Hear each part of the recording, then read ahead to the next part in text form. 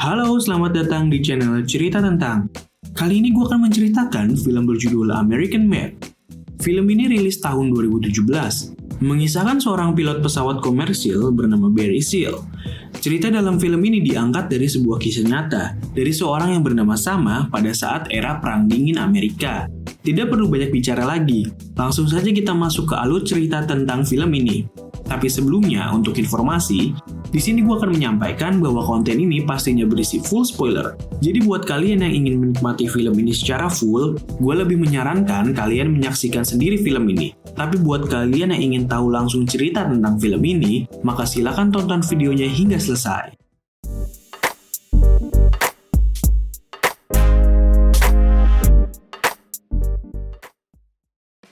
Pada tahun 1978, Barry Seal adalah seorang pilot di maskapai Trans World Airlines. Saat menjadi pilot komersil, dia sudah menyelundupkan barang di pesawatnya berupa kotak cerutu Kuba. Selama ini, dia sudah dipantau oleh agen CIA yang di film ini bernama Sheffer. Dia akan diberikan pesawat propeller untuk terbang mengambil gambar buat informasi CIA. Barry menceritakan ini kepada istrinya Lucy. Walau Lucy tidak terlalu senang dengan penawaran itu, Barry tetap ingin bergabung ke CIA. Saat dia menerbangkan pesawat komersil, raut wajah bosan nampak di wajahnya. Dia keluar dan meninggalkan pekerjaan itu. Pada tahun itu, Perang Dingin Amerika dan Soviet lagi tegang. Soviet sedang memasuki Amerika Tengah untuk menghasut paham komunis. Terbanglah dia menggunakan Aerostar 600 untuk mengambil gambar para pemberontak negara ke daerah Guatemala, Honduras, dan El Salvador. Barry bertemu dengan Sheffer di restoran. CIA senang dengan hasil kerjanya. Cuman saat Barry meminta kenaikan gaji karena dia harus membiayai keluarganya, Sheffer nggak peduli sama sekali. Ini tuh lebih kayak kepedean direkrut anggota tetap, padahal Barry hanya informan gelap aja yang dipakai Sheffer. Kemudian misi selanjutnya, Barry harus ke Panama untuk bertemu seorang kolonel yang menjual informasi tentang komunis. Nah, misi Panama ini terjadi cukup sering, hingga Barry sekarang sudah punya 2 anak. Pada tahun 80-an di Kolombia, ketika Barry akan mengisi bensin pesawatnya, dia dibawa paksa oleh kartel Kolombia. Mereka mengajak Seal ke ladang kokain dan landasan pacunya. Tujuannya adalah menggunakan Seal untuk mengantarkan kokain mereka. Mereka tahu kalau Seal sedang menjadi kacung CIA, tapi bukan DEA, atau lebih dikenal kalau di kita BNN. Orang-orang ini ternyata adalah Jorge Ochoa, Carlos Leder, dan Pablo Escobar. Mereka dikenal sebagai kartel Medellin. Jika Barry mau untuk mengantarkan kokain itu, 1 kilonya mereka akan membayar $2.000. Tapi permasalahannya, landasan pacunya terlalu pendek dan banyak pilot yang gagal. Jika Seal tidak mau, maka dia harus dibunuh saat itu juga. Akhirnya disepakati, Seal akan mengirimkan kargo itu, tapi tidak ke bandara Miami. Sebagai mantan penyelundup bandara komersil, dia paham SOP-nya. Dia punya ide untuk menjatuhkan kokain ini ke daerah kosong di Louisiana. Nanti anak buah kartel itu tinggal memungut kokainnya. Dengan keahliannya, dia pun berhasil lepas landas dan terbang sangat rendah di atas laut. Kelihayannya bahkan dapat mengkelabui radar, hingga dikira dia adalah helikopter Shell yang berada di offshore. Saat sudah berada di atas Louisiana, dia melemparkan kokain itu dan membersihkan pesawatnya. Karena nanti di bandara, dia akan diperiksa oleh bea cukai. Kartel Medellin merayakan keberhasilan ini serta memberikan imbalan kepada Barry Seal. Tapi, kartel ternyata disergap dan Barry harus masuk ke tahanan tanpa proteksi dari kartel. Datanglah Sheffer memberitahu kalau penangkapan Barry ini sudah diketahui oleh kepolisian Louisiana. Mereka akan datang ke rumah Barry dan akan menahan istrinya untuk diinterogasi. Untuk membebaskan Barry, Sheffer memberikan penawaran yang bukan paham komunis dari Amerika. Tetapi, Kongres Amerika takut akan terjadi Perang Vietnam yang kedua. Maka Presiden meminta CIA membantu kelompok perlawanan bernama Contras. Nah, CIA meminta Barry yang melakukan pekerjaan itu. Keluarga Barry harus pindah ke Mena, Arkansas, untuk menjauh dari kejaran polisi. Karena CIA hanya akan memberikan Barry tempat menghindar, bukannya kebal akan hukum. Pindahlah dia ke kota yang sangat kecil, sangat sepi, dan tidak memiliki apa-apa. Sheffer lalu mengajak Barry ke sebuah bandara dan mengatakan semuanya sudah beratas nama Barry Seal. Dari bandara ini, dia harus mengirimkan senjata ke Nicaragua untuk para pemberontak agar mereka bisa melawan. Barry lalu menanyakan jika semuanya milik dia, apakah tas berisi banyak uang hasil kokain ini juga punya dia? Sheffer berkata kalau dia tidak melihat ada tas yang Barry maksud. Dia diberikan peta oleh Sheffer untuk menghindari FBI, ATF, DEA, dan Bea Cukai. Otak cuan Barry pun berjalan dan dia pun menjalani ini dengan tujuan untuk mencari uang-uang itu. 1981, terbanglah dia menjalankan misinya ke Contras. Saat dia sampai, bukannya senjata yang dicari, tetapi mereka lebih tertarik dengan pakaian bagus Barry, dan ini menjadi keanehan. Di kedatangan selanjutnya, Barry membawa majalah porno, rokok, dan minuman agar mereka tidak mengambil barang-barang Barry. Dia yang ingin memukul orang Contras ini lalu dipanggil oleh Jorge, salah satu anggota dari kartel Medellin. Dia dipertemukan oleh pemimpin kelompok tersebut.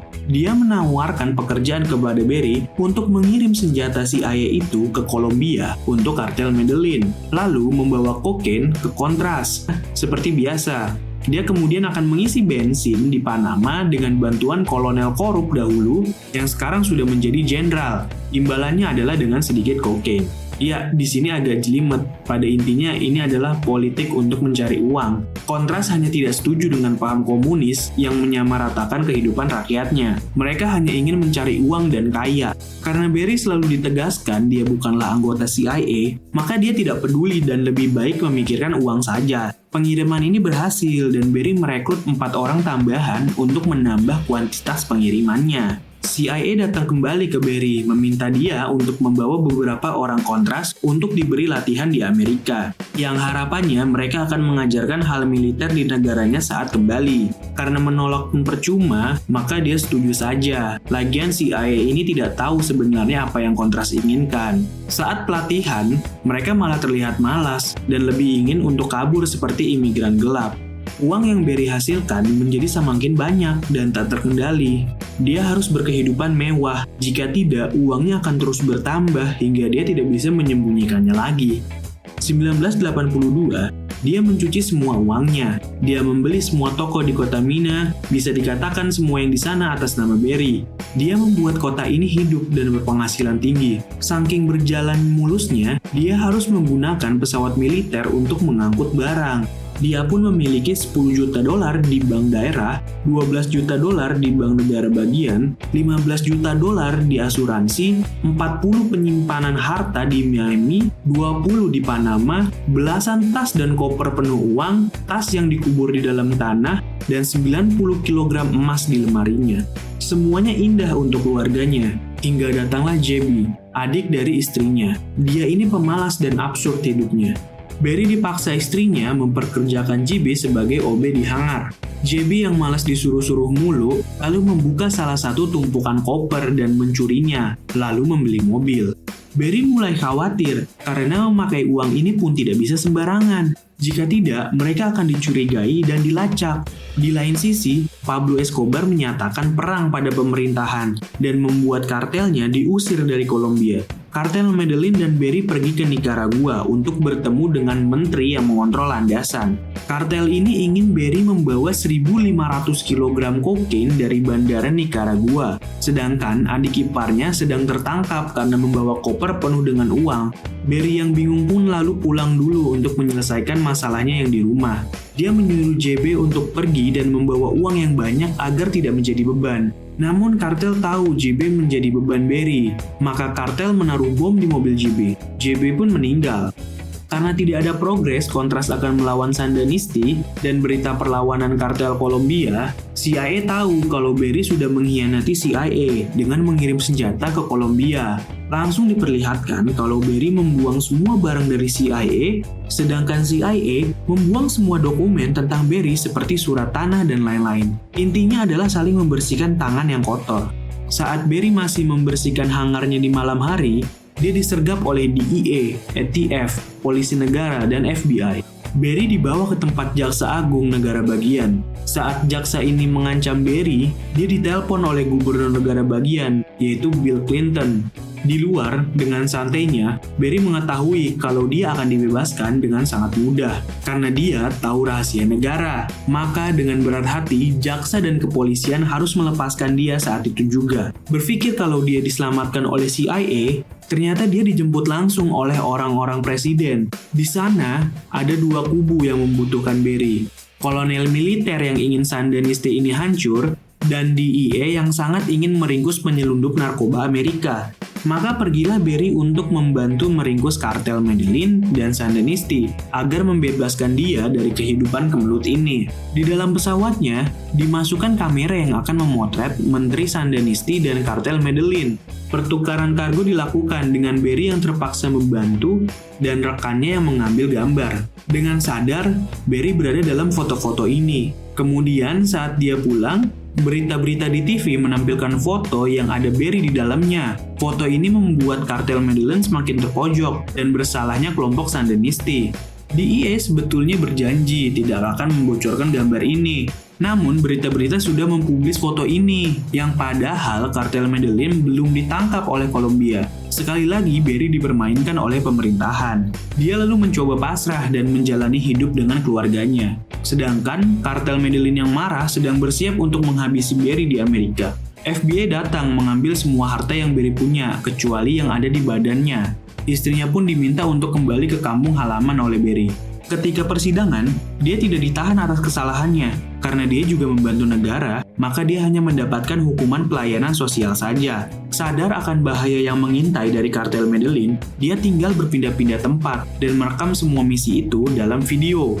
Namun, kemanapun dia pergi, dia harus datang ke tempat yang sama, yaitu tempat pelayanan sosialnya. Dia ditembak oleh kartel itu dan mati di tempat.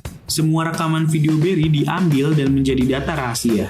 Shaffer di kantor CIA memberikan ide untuk membawa Iran dalam menyuplai senjata ke Kontras. Namun, pilot yang digunakan tidak secerdas Barry, sehingga dia jatuh ditembak di Nicaragua. Hasil-hasil dari bangkai kapal ini menciptakan konflik negara bahwa Iran ikut campur dalam masalah Amerika, yang sebenarnya Iran sendiri diatur oleh politik Amerika. Begitulah cerita tentang film American Made. Aslinya, Barry memang mantan pilot cadangan Perang Vietnam. Dia mencoba untuk masuk ke pilot militer, namun selalu gagal tes. Itu yang membuat dia berada di penerbangan komersil dan memiliki jiwa haus tantangan. Kartel Medellin pun memang mengalami masa kejayaannya berkat Barry. Oke, baiklah. Terima kasih sudah menonton hingga akhir video, dan mohon maaf atas keamatiran saya dalam menyajikan video ini. Saya sangat senang jika kalian mau memberikan masukan di dalam kolom komentar, dan memberikan saya motivasi lagi dengan like konten ini serta mensubscribe channel ini. Sampai jumpa di video selanjutnya.